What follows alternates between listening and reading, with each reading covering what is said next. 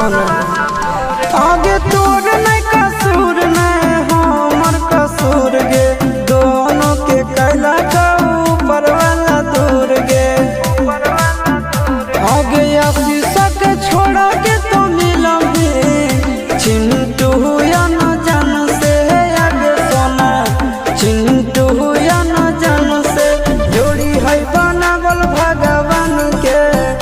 दोस्त नहीं इंसान के आगे सोना दोस्त